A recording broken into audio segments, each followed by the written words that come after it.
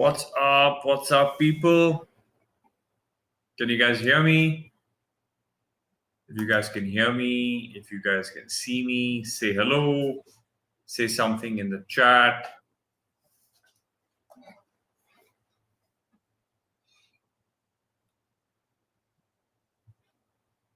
Hi, Vishnu.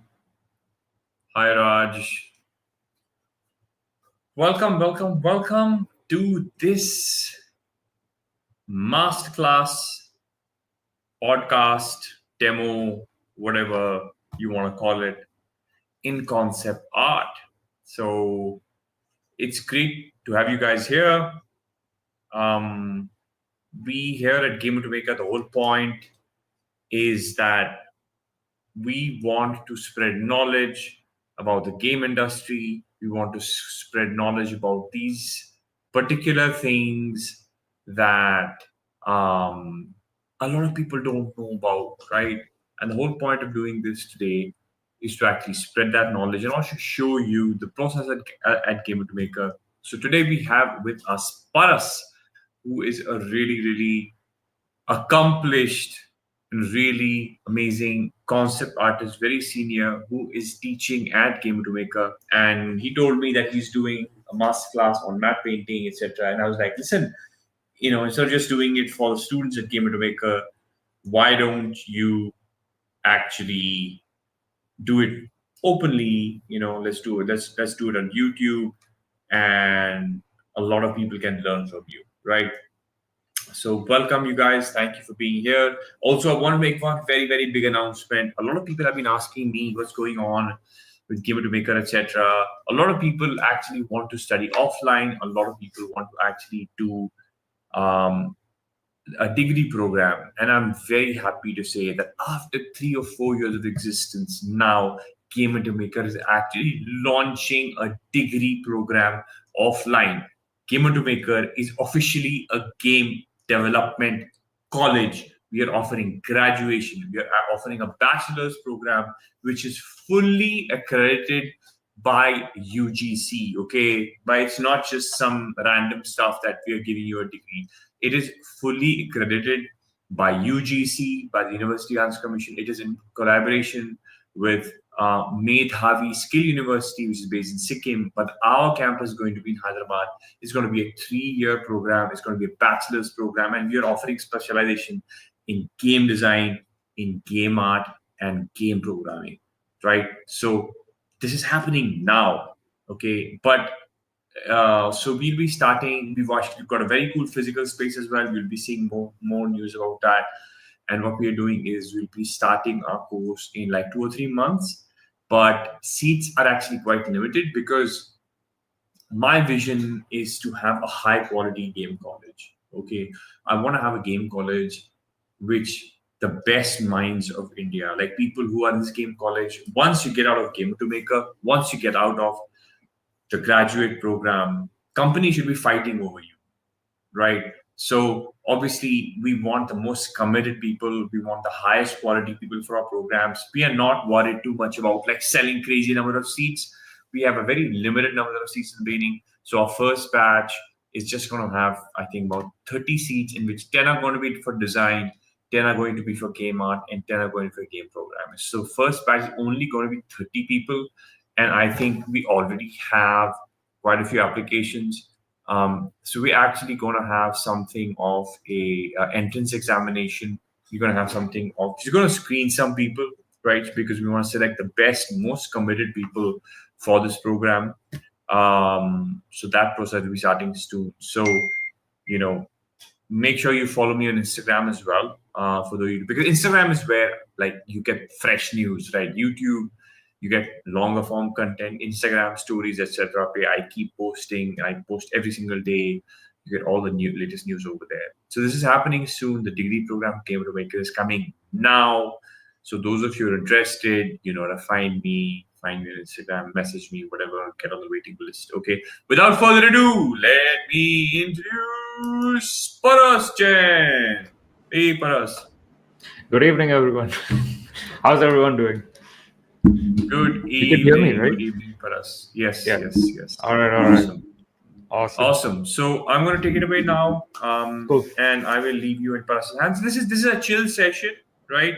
Ask your questions, whatever you want. Ask your questions in the chat, and Paras will try and answer them. Yeah. It's think of it as a class. Think of it as a live class with your mentor, Paras. Okay, so I will sign off, and I will see you guys later. Thank you for being here.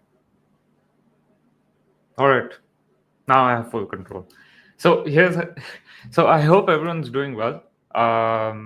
Everyone's like, I don't know what the level of excitement is, but let me make it exciting. At least for let's see what I can do. Dun dun dun. Firstly, I'm gonna move this here so that you have the entire screen for my. There you go. As a non-artist.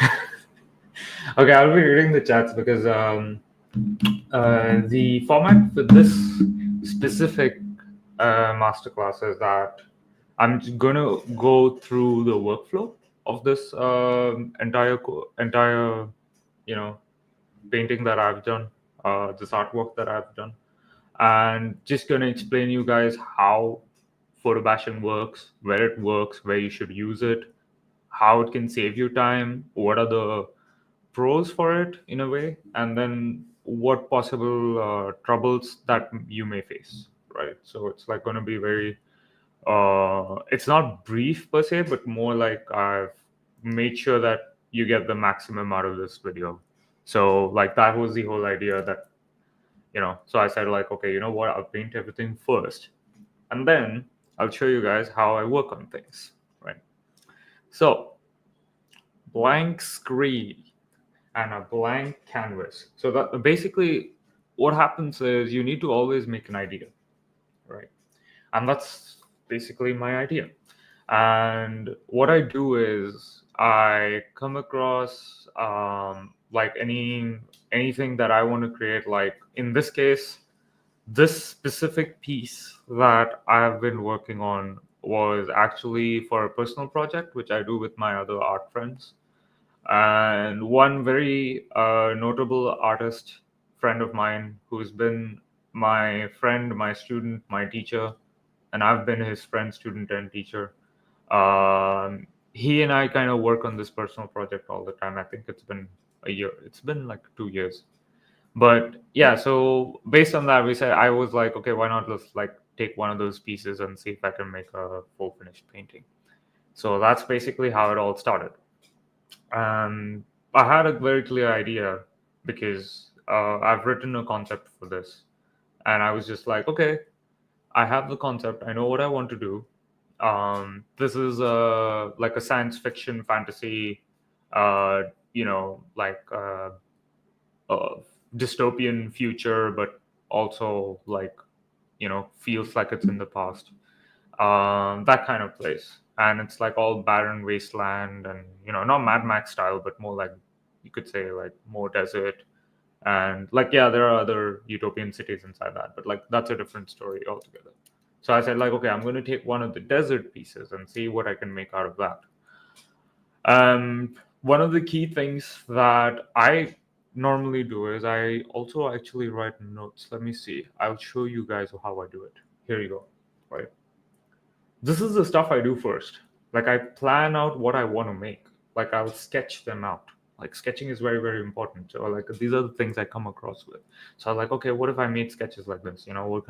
What kind of place will it'll look like?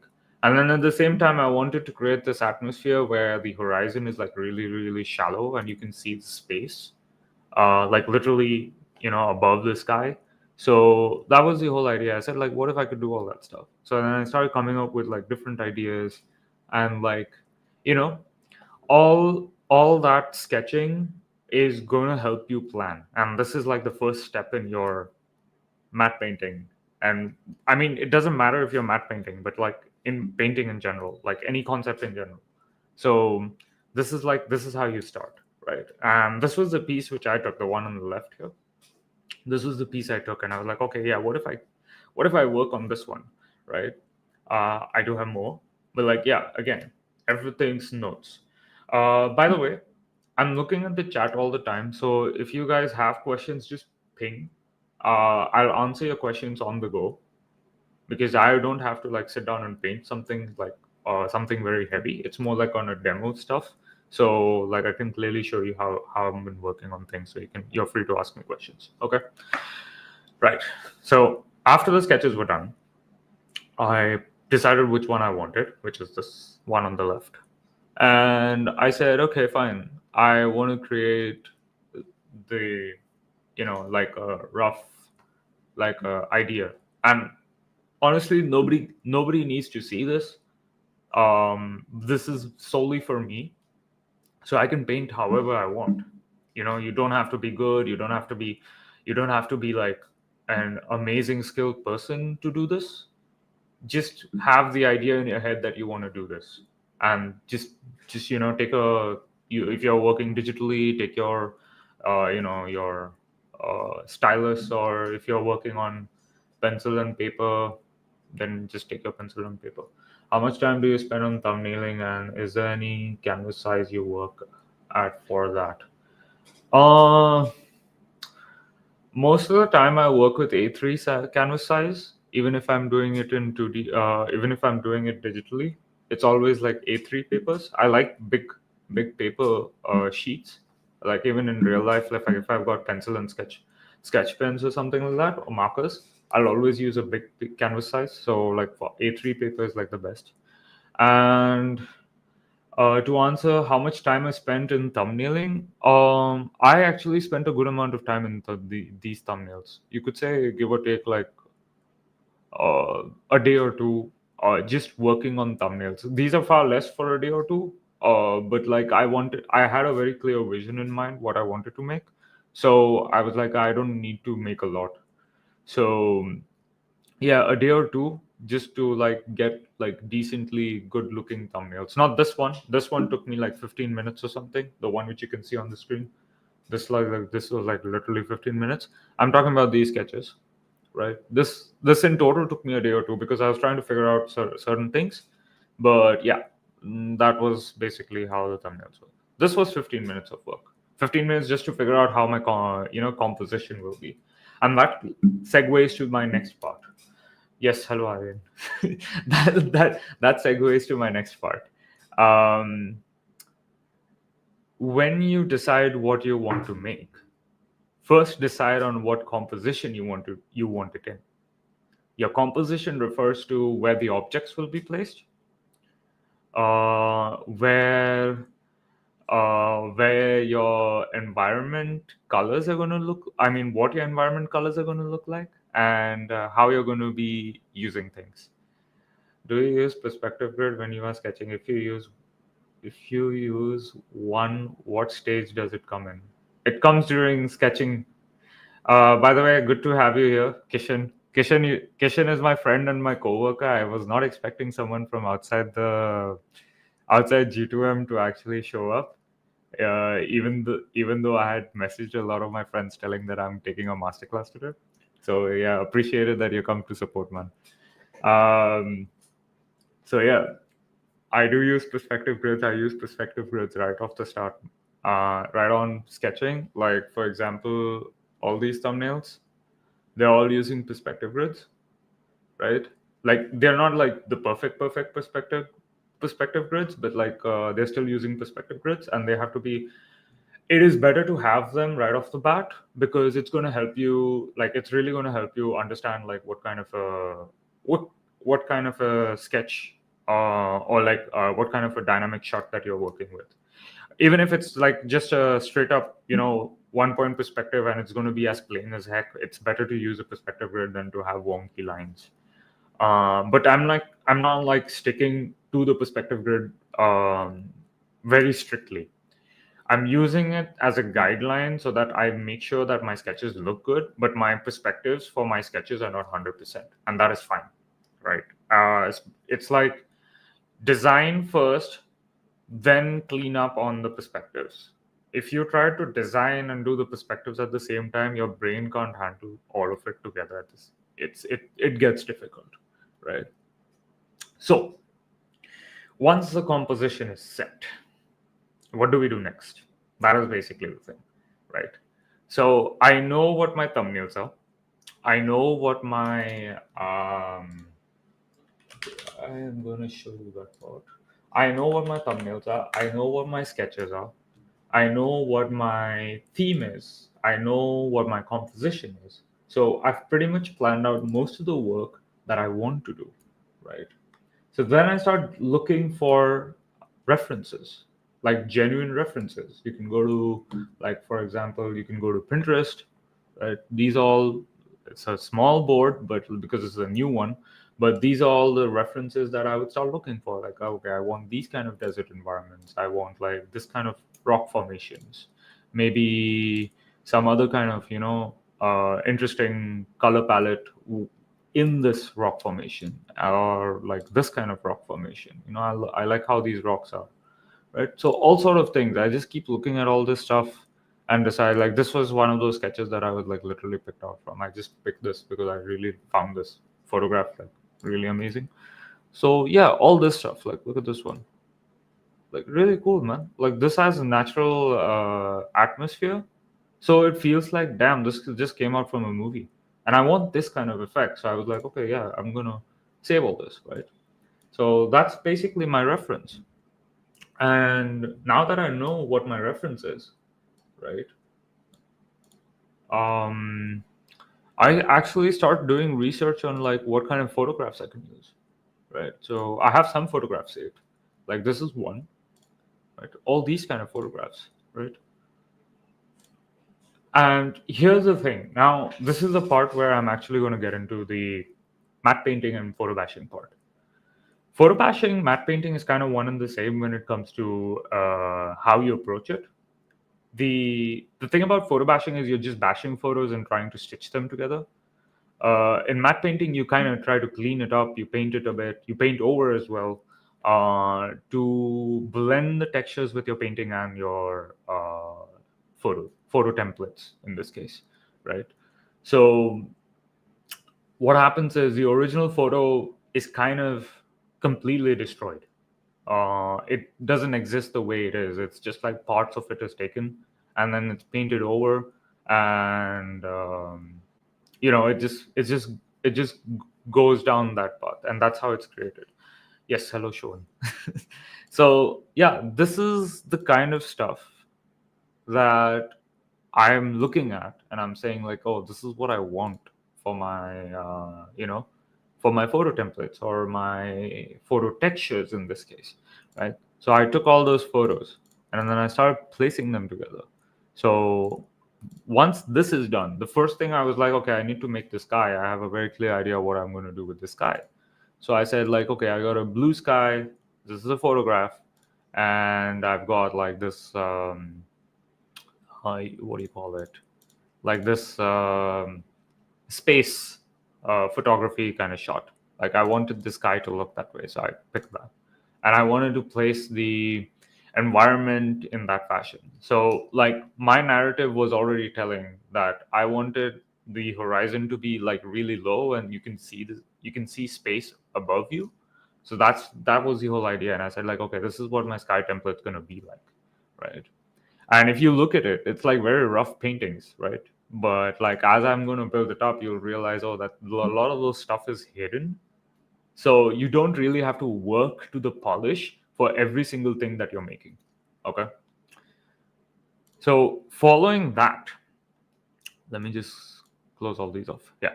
Following that, I straight up went to actually working on the environment itself. I said like, let the sky be where it is. I'll come back to it. I'll paint later. But for now, let me start off with the rest of the work, right? So I started working on that. Like this is literally what I'm talking about. I'm taking photo templates and I'm starting to add them all together, right? And this thumbnail, this composition thumbnail now behaves like my base. Okay. So when I take this base and I say like, okay, this is my guidelines, and this is why that question like, do you use perspective grids when you are sketching? Yes, this is why you need to use perspective grids, because sometimes you're going to take this as a base and you're going to paint over that, right? paint over, use photo textures, everything, right? So this is how I started working with it. I said like, okay, like, I'm going to take these photo templates and start painting, like, use how I want to see fit. So then I started adding them all together. I said like, oh, this is what I want. This is what I want. This is how I want to place things. So I started adding all of them together, right? So like these photos are basically a photograph with a masking tool, right? And the masking tool, I'm using the masking tool just to erase stuff. This is pretty much the same. It's a photograph masked, right? Added more stuff, added more stuff. So it's like a really messy and chaotic technique sometimes. Okay. And this is where most of the beginner artists are going to face a problem. They will be not sure whether this is going to work out or not. That's where your trouble starts, right? And what happens to most beginner artists is that they start this technique, photobashing, basically is like a double-edged sword for a lot of people. If you're not able to control your photograph and the photograph basically starts dictating your artwork, you have kind of failed. Okay. When I say fail, I mean by you're not really going to come out with something good. Trust me. You need to spend more time actually, rather than letting the photo dictate, you should be kind of like having control of how you want the photos and where you want them placed, right? That's the reason why my composition stands in the first place. If this composition doesn't exist for me, I will not be able to decide where I want to place my photographs and how I want to place them, right? And that's the reason why I started using those techniques. So I just keep adding layer on layer of photos right now, like nothing too crazy.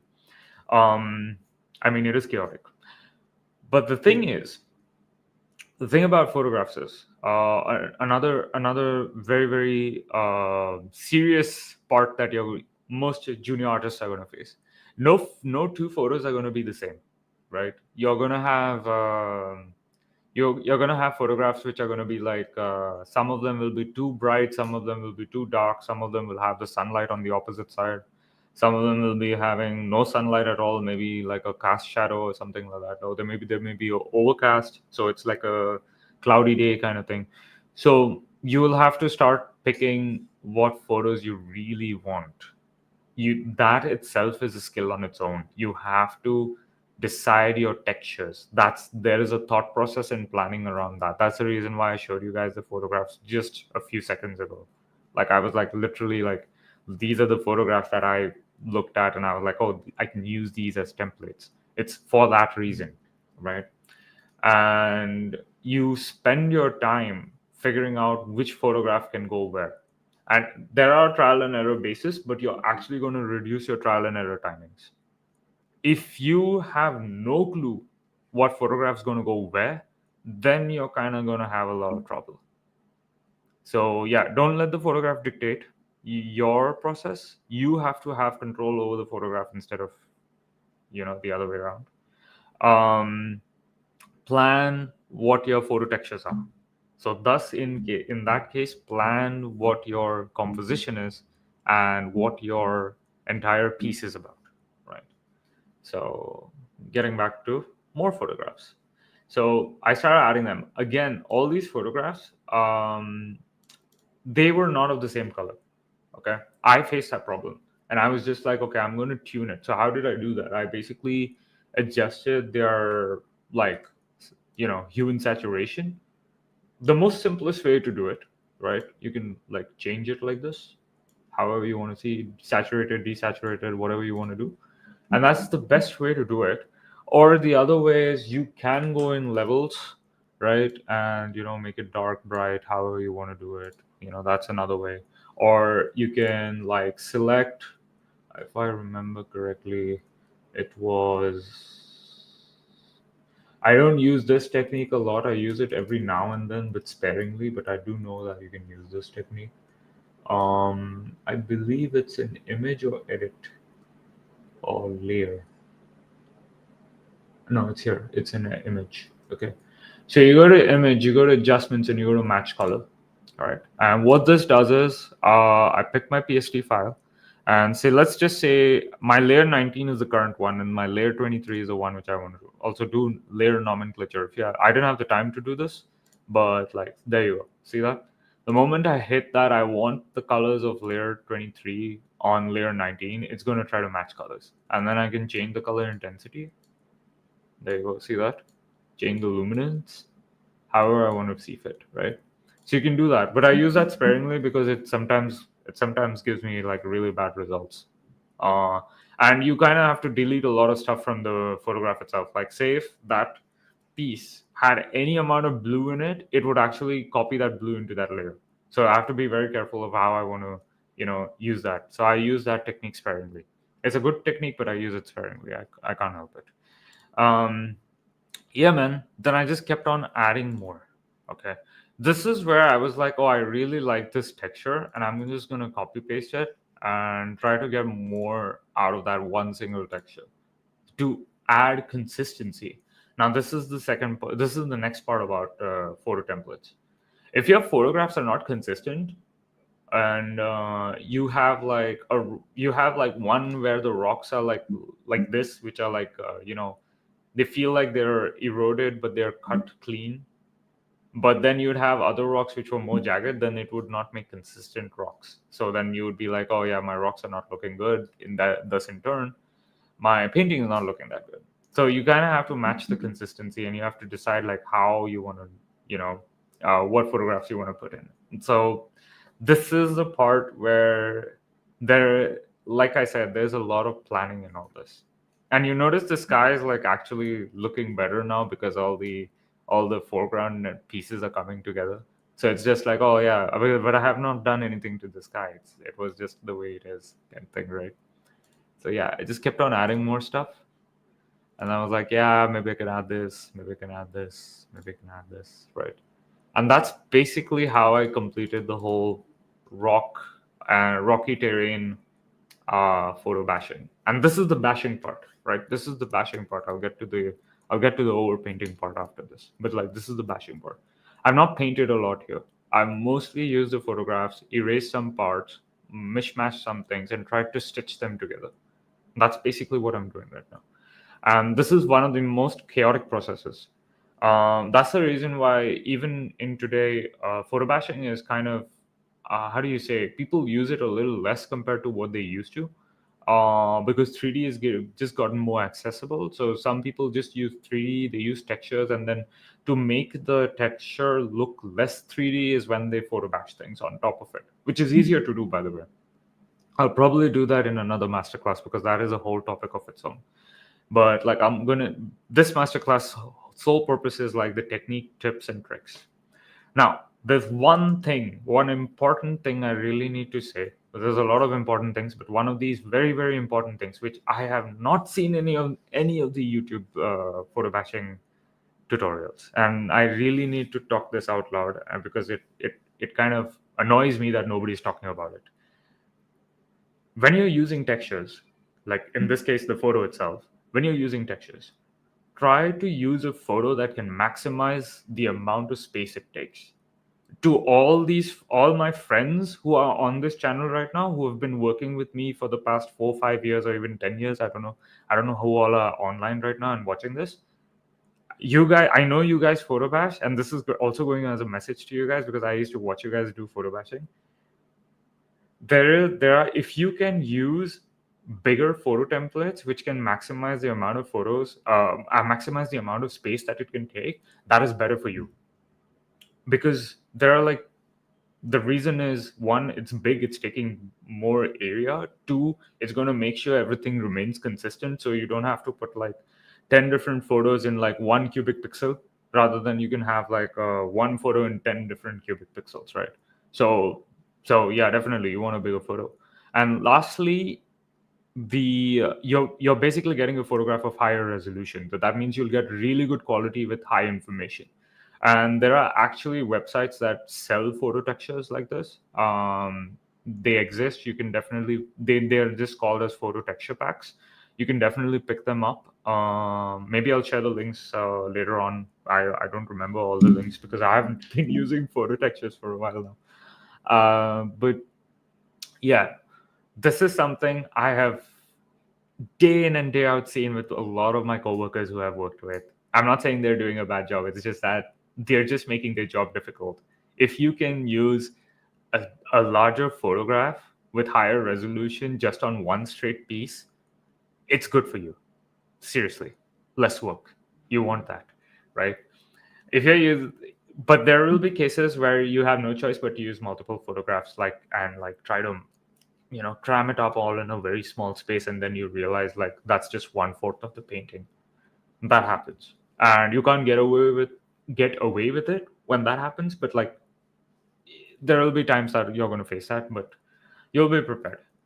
So yeah, this is something a lot of people don't do, and I'm just like, bro, right? And then I started adding like this. Uh, yeah, yeah, thanks. So this is the part where I wanted to go with the concept theme that I had in mind. So the place, this personal project which I'm designing with this friend of mine, uh, in this world, the water is very very precious, but it's not that it's not available or something. It's just that there are streamlines of waterfalls that come from the sky, but the water doesn't come downwards; it goes upwards. It's like an inverted waterfall, and I was trying to just plan out like how would I make it look like. I don't care if the waterfall doesn't look like it's inverted right now, but like I just wanted to try to give that effect. Like, okay, if those are waterfalls, how are they going to look like? So then I started photobashing like actual waterfall texture over here. Like these textures of waterfalls are actually very pixelated and they're bad. If you can get higher textures, I would recommend you using that. But if you're short on time and you don't have a choice and it's a quick concept, then it's completely fine, right? But these are bad, by the way, so don't do that. Then I said like, okay, I'm going to start painting over, and this is where the matte painting part or like the whatever you, I don't know why there are so many terms for this, but like it's just paint over basically. So this is where you start painting over things, okay? And the painting over part is just 3 layers basically. First layer is blending the waterfall content onto the rocks. The second layer is just adding a little bit of like atmosphere smoke where from where the waterfalls are coming from. So like it gives you the idea, okay, this is a natural streamline flow coming from the core of the planet and probably going upwards. So it can give a person the idea like, oh, maybe the core of the planet is made of water in this case, right? It doesn't have lava inside. We don't know. So that was like those kind of stuff. And then finally I wanted to create like this cave entrance, and this cave entrance is like a little alien. I wanted like a weird like capsule like looking entrance, which is like which showcases that this was definitely not man-made. It is a little bit more alien compared to man-made, and that was the whole idea of making that kind of a cave entrance. So like that was basically the start where I started painting over. Yeah, just explaining this is going to take me an hour. Like I was like, that's what happens. Anyways, then I actually started blending the atmosphere to make the painting look a little more natural, right? And firstly is the sky itself. I wanted to reduce the number of stars on the sky and like blend the blue and the darker shade of blue, but basically the horizon and the space part of the sky. So like that's basically what I did. So like yeah, there you go. And I cleaned up a little bit on the edges around the rocks to make it look that way, right? And like you will notice that some of these areas of the rocks have these blues. This is intentional because I wanted to make the rocks feel a little more like fantasy kind of thing, like a little magical, like as if they're reflecting the stars and a bit of the sky. So I wanted to give that kind of a suggestion. It was okay, but yeah, I kind of got the message through when I showed it to my friends, and they were like, "Oh yeah, it works." So I was like, "Fine, we good there." Then came the atmosphere itself. All right, there is a horizon, so there has to be like like an atmosphere that's still there. Like even though it's basically like you have a thin horizon and you can see the space, but then there's still a thin film of of that horizon. So it's not like the space has to be like jet ink blue or whatever this may be, right? That's why I put this uh, another like gradient of blue on top of it, right? And then I said like, okay, no, there's, because it's desert, there's going to be dust, so add a little more, dust gradient on it as well. And these are just basic gradients, right? Just like use your standard. Where you go? Let's show you this. I, I never said I'm not painting. I'm just saying that I'm not going to paint everything. That's all. So let's just say I'm, uh, you know, like this kind of thing. Simple gradient tool is more than enough. And all I've done is that I've made it around the backside of the, like the far, to show that there's a distance or depth, basically. So that the rocks in front feel like they're popping out. You know, Again, that's part of composition. You guys will learn as you keep practicing, right? And then I added one more layer, which kind of blends the rocks in like in this midground, right? Which is like kind of showing like, hey, I not only have a gradient, I not only have like the far background, which has atmosphere, but I have the midground, which has atmosphere as well. And that's why, like, you know, where's that? There you go. Yeah, that's why, like I said, like, oh, I'm gonna add a little more gradient around these edges to make it look like, those gradients are gonna pop. So there you go. Simple, right? And these are just gradient tools. So I left that in that one single thing. And then comes the dust. Okay. Now this is actually a photo template. Okay. Firstly, let me just move this to normal. There you go. This is the photo template, right? It's a simple dust photograph, PNG photograph.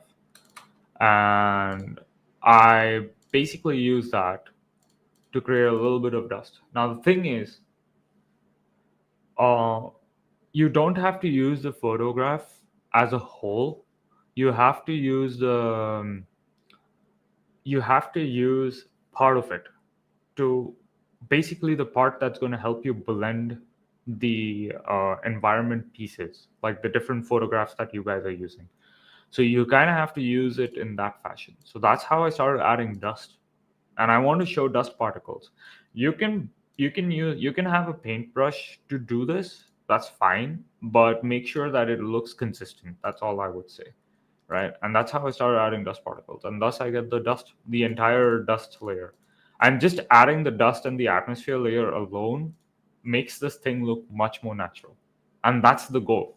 The goal is, if you guys are using photographs, or if you're using like matte painting techniques and photo bashing techniques, you want to make things look a little more natural. Whether you're doing realistic or whether you're doing stylized, it doesn't matter. Make it look natural. Make it look like it makes sense, right? And then finally, the last part of the scenes, the paint overs, right? Now, this is where I've like, okay, I'm comfortable with all the photographs that I've used. I don't want to use any more photographs. I'm kind of done. My entire piece is like overloaded with all the textures it requires. It doesn't need more, right? So I start painting over, like cleaning up. This is basically where you're adding more information. And I, of course, I added a person to showcase like how big or small this place is, the scale of the whole place. So definitely added a person. This is one of the characters that we were designing with I was designing with my friend. So I was like, yeah, I'll just add him. Add a little more dust around him so that it feels natural that he's part of the environment and all that, right? And then like add like these kind of highlights to show like, okay, this is really an alien cave that he's going to, right? It looks like it's science fiction and fantasy kind of thing. So that was the kind of thing I wanted to add. Then add a little more dust in the foreground, because dust is not blowing just behind, right? It's blowing in the front as well. So like another gradient just to give that effect, right?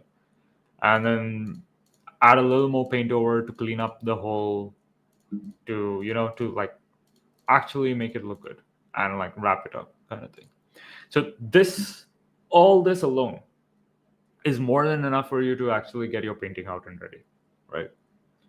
The only trouble is that when you guys are photo bashing stuff like this, you have to be very, very careful on how you decide your photo textures or photo templates and how you're going to approach your painting. That's the reason why sketching and thumbnailing is very, very important. If your sketching and thumbnailing can decide what your composition is, believe me, photo bashing and matte painting are on that thing is going to be so much more easier. If you're going to straight up go into photo bashing, then forget it. It's going to be like such a, it's already a chaotic process. It's going to get even more worse, right? So that's one of the way. So this is like my painting in a nutshell, right?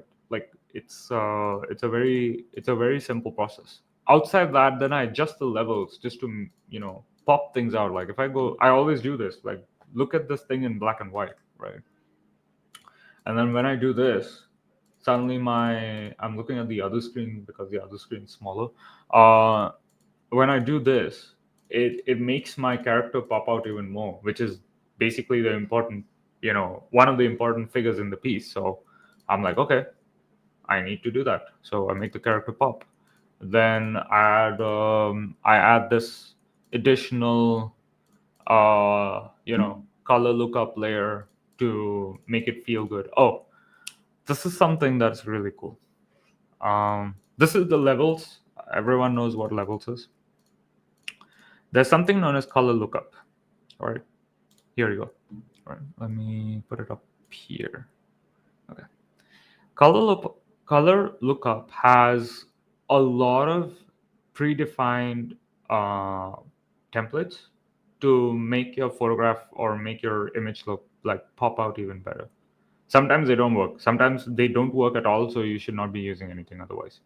Like for example, if I do this, okay, this has gone full black. Oh, there you go. Right. If I do this, it's going to give me different effects. Right. See this?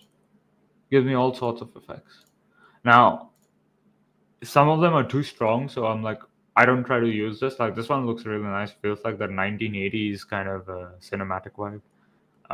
But it's too strong for me. I'm actually using this one, but like a little more toned down version of it. Like there you go. So all this, see, it gives me all different kind of effects. So this is pretty cool. You could use this to actually get your piece even better. But it's called color lookup, and the filter itself is called LUTs, LUTs.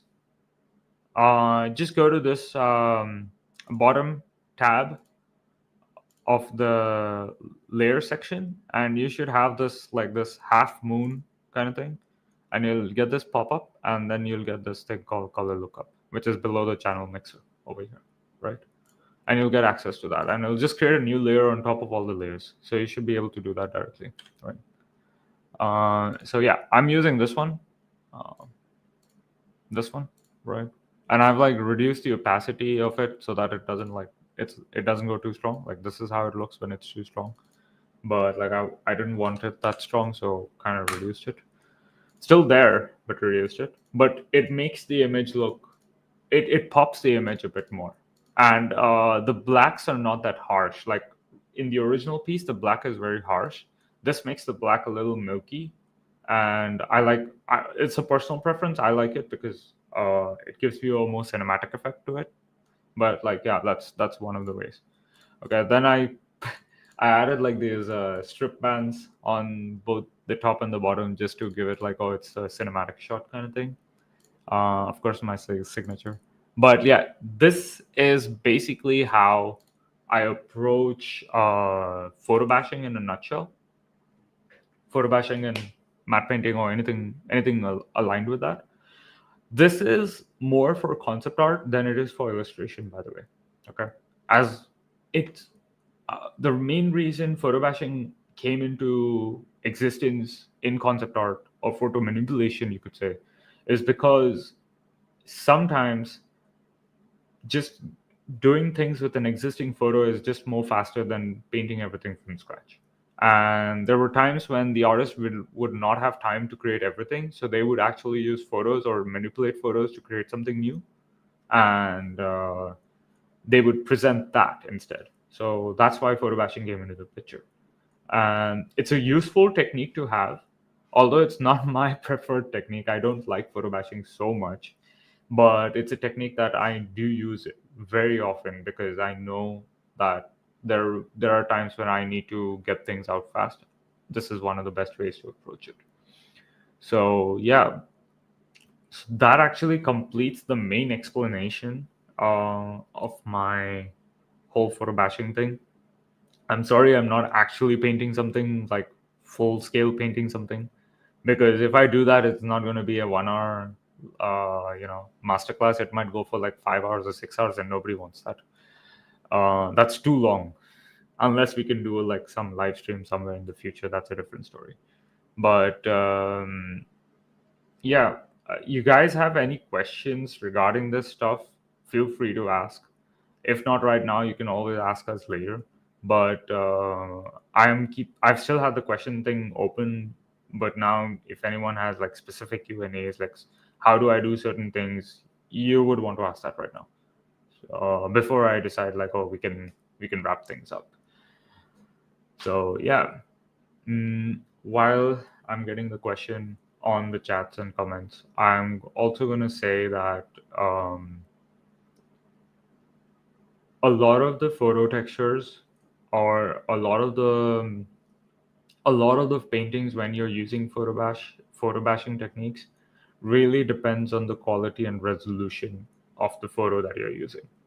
The better or the higher the resolution of the photo, the more likely you're going to have like something with a lot of information. If you have a photograph that's not a high resolution, you'll get a little bit of blur. And I've actually left that deliberately. Like, let me return you there. I'll explain the masking part. Yeah. If you see this part, minus the blue stuff that I've done, if you see this part, this entire texture feels very, how do you say, it feels very pixelated. It's low resolution. I actually spotted this while I was doing the work, and I realized, okay, you know what? I'm just going to leave it here for you people to see why this shouldn't be done. Like, this is low resolution, but this thing behind is more high resolution, right? This is high and this is low. Don't do this.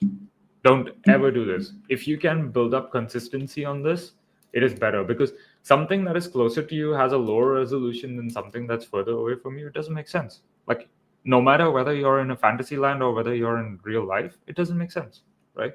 Your eyes can see things closer to you more clearly than the things behind, right? So this is something you don't want to do.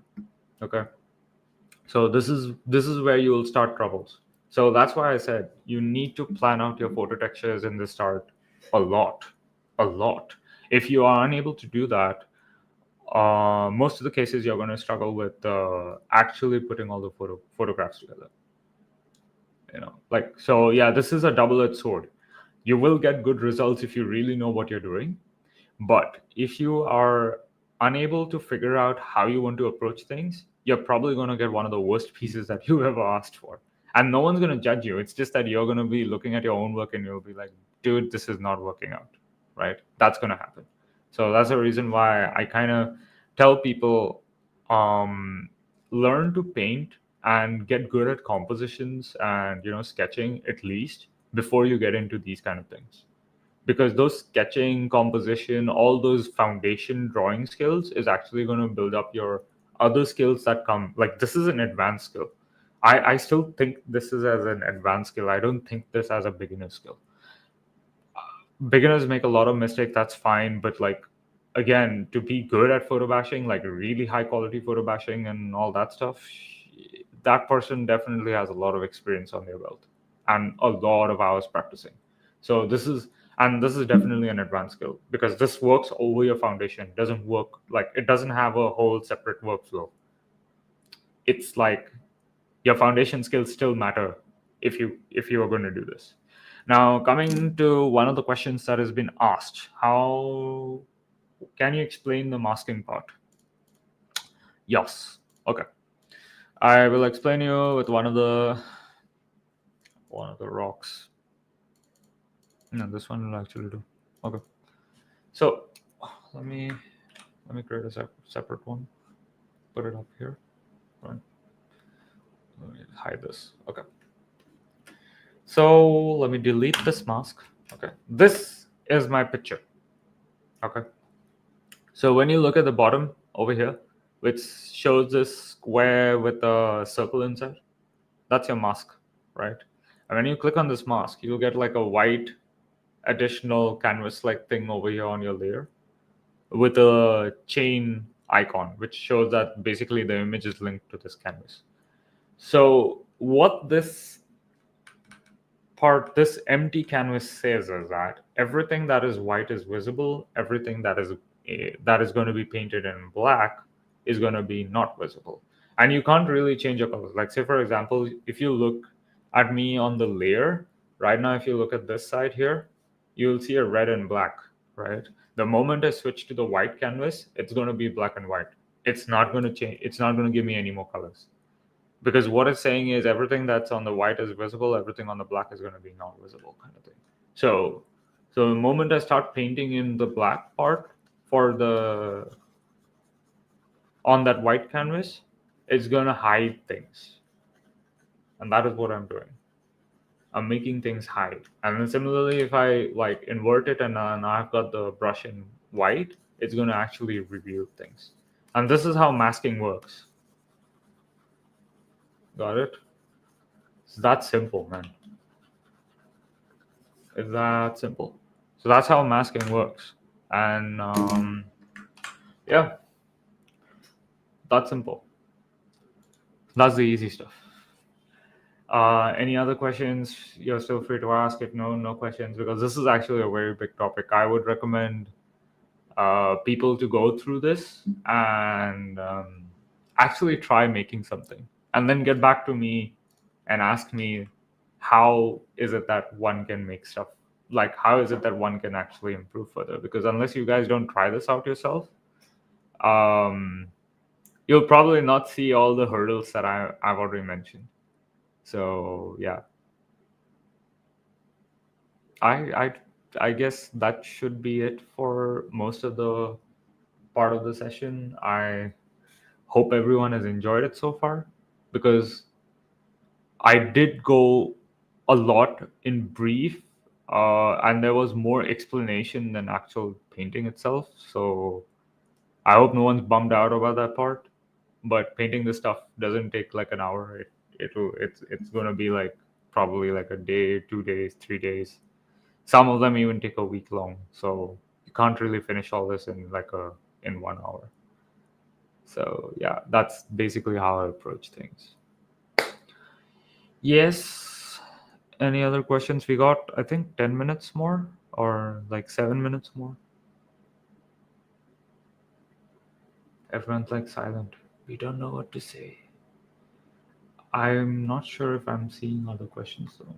Let me see. No. Right. Mm-mm-mm. Other than that, do I have anything else that I've left out on explanation? I'm just going to see that. I'm just going to cover up the time to them. I wasn't expecting it to finish this fast, actually.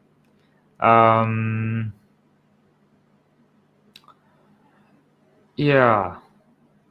Painting lights in the in the in the photo texture. Right. There's something that I did not mention. Okay. So here's the thing.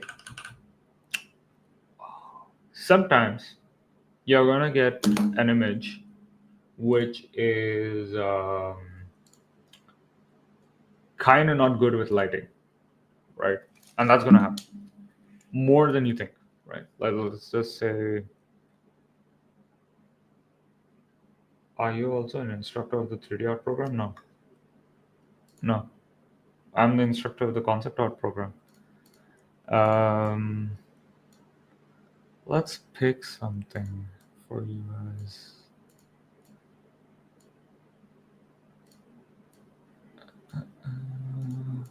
Actually, let me see if I got another reference here. This one's good actually. Copy copy image. Okay, this is a good thing. Let's just say you have a lighting, right? And like at best, I can like just flip this over, this, flip this over, try to match the lighting. But you notice the lighting on this versus the lighting on the painting itself is like it has a huge difference. That's because the lighting on the photograph is like far less, and probably the exposure is far less compared to what it is. So this is something you guys are 100% going to face all the freaking time, right? And you'll have to match things to those lightings. So either you can, one of the ways is like if you want to increase saturation or something, go for it. First off, match the color. This is to match the color. Not the best approach. I'm gonna seriously say that, but yeah. And then on the same time, I'm gonna work on the levels. Not this one. This. There you go. Expose it more. All right. And you're going to face this. Now, what happens is you still don't get it. You still don't get the best light source that you are looking for, right? So there will be times you have to paint over. Paint over in a way like I put this on screen and then I paint over because then I'm just trying to paint in light. And then you actually have to paint in the light, right? This is why your painting skills matter. The better you are in painting this kind of stuff, the better your basically your matte painting skills are going to improve. So yeah, painting is part and parcel of this subject, no matter how much you want to get away from it. Right. Right. Right. And you have to just be good at um, like figuring out how those light sources are coming. So this is one of those approaches. But remember, painting this is going to take forever. Like, it's not like, oh, I'm just going to fire a brush stroke here and a brush stroke there and I'm going to get everything. No. You'll have to be careful and start painting over every single thing. Sometimes another technique, what people do, let me see if I can do it. Select, I think it's color range. Right. And levels again.